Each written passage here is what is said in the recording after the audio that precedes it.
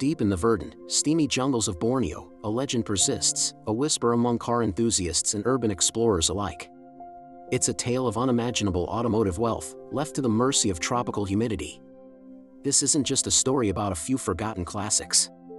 We're talking about thousands of the world's most exclusive and desirable cars, a collection so vast it defies belief, slowly succumbing to the elements in secret garages.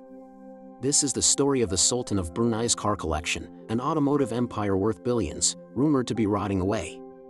We're going to delve into the rumors, the facts, and the sheer scale of what might be the greatest automotive tragedy in modern history. For decades, the Sultan of Brunei, Hassan al-Bolkiah, and his family, particularly his brother Prince Jeffrey, were the automotive industry's most prolific customers.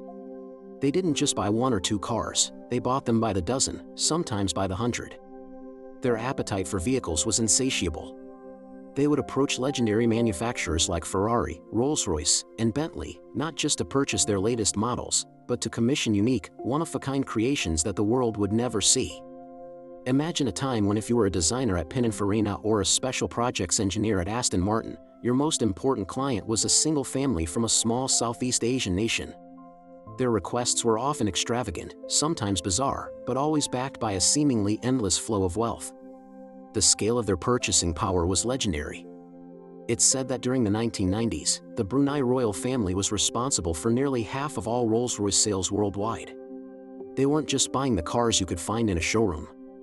They were commissioning bespoke models, cars that were designed and built exclusively for them, never to be offered to the public. This led to the creation of some of the most mythical vehicles in existence. Cars like the Ferrari FX, a Pininfarina redesigned F50, or the Bentley Dominator, the brand's very first SUV, created decades before the Bentayga was ever conceived. These weren't just collector's items, they were unique pieces of automotive history, hidden from public view.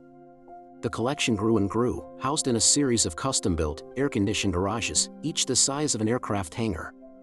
At its peak, the collection was rumored to contain over 7,000 vehicles. The numbers are staggering: over 600 Rolls-Royces, more than 450 Ferraris, and hundreds of Bentleys, Porsches, and Jaguars. It was the greatest private car collection the world had ever known, a treasure trove of automotive excellence curated with unlimited funds. But as the 20th century came to a close, the story took a dark turn. Political and financial turmoil within the family, particularly involving Prince Jeffrey, led to a sudden halt in the car-buying spree. The tap was turned off, and the once prized collection was left in a state of limbo. This is where the rumors of decay truly begin. Stories started to surface from the few individuals who had supposedly gained access to the garages. They spoke of a heartbreaking sight. They described rows upon rows of supercars, covered in a thick layer of dust and grime. Exotic machines, once the pinnacle of performance and design, now sat with flat tires, their vibrant paintwork fading under a film of neglect. The real enemy wasn't just dust, it was the relentless Bornean climate. The garages, once meticulously climate-controlled, allegedly fell into disrepair. The air conditioning units failed, and the humid, salty air began to seep in. This kind of environment is a car's worst nightmare. Humidity attacks everything. It corrodes metal, causes mold to bloom on pristine leather interiors, and wreaks havoc on complex electrical systems.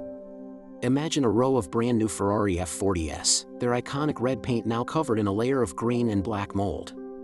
Picture dozens of McLaren F1s, perhaps the most celebrated supercar of all time, with their intricate electronics slowly being eaten away by corrosion.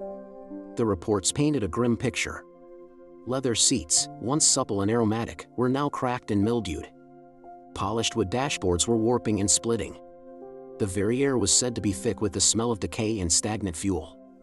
Vehicles that had never even been driven, with delivery miles still on the odometer, were reportedly left to rot. Their fluids were never changed, their engines never turned over. They were becoming expensive, beautifully sculpted statues of neglect. Why would such a priceless collection be abandoned?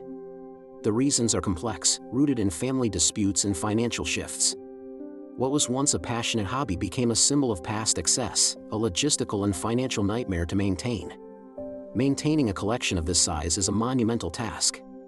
It requires a dedicated team of mechanics, specialists, and detailers working around the clock. It's a full-scale industrial operation. When the funds and the will to maintain the collection evaporated, the decay was inevitable. The cars were simply too numerous to manage, and they were left behind, locked away from the world. Over the years, a few of these cars have escaped.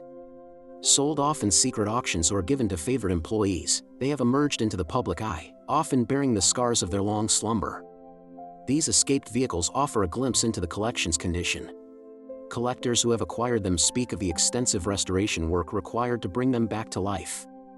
They often need complete mechanical overhauls and new interiors to remediate the damage caused by years of humid storage. Each rescued car is a survivor, a testament to the incredible machines that still lie waiting in those secret garages. They are the lucky few that got a second chance. But for every car that escaped, thousands may still remain. The thought of what lies within those buildings is both tantalizing and tragic for car lovers everywhere.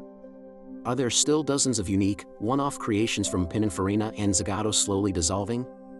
Are there right-hand drive McLaren F1s and Porsche 959s that the world has never seen, their engineering brilliance being undone by mold and rust? The full extent of the collection and its current state remains one of the greatest mysteries in the automotive world. The garages are sealed, and information is scarce, which only fuels the speculation and the legend. It's a cautionary tale about the difference between collecting and hoarding. A car is a machine meant to be driven, maintained, and appreciated. When left to sit, even the most magnificent engineering marvel is just metal, rubber, and glass, vulnerable to the passage of time. The story of the Sultan of Brunei's collection is a modern legend, a mix of incredible wealth, unrivaled passion, and heartbreaking neglect. It represents the pinnacle of automotive desire and the tragic consequences of letting that passion fade. Deep in the jungle, a multi-billion-dollar automotive museum may be slowly turning back into the elements from which it was forged. A silent, heartbreaking testament to a forgotten empire of supercars.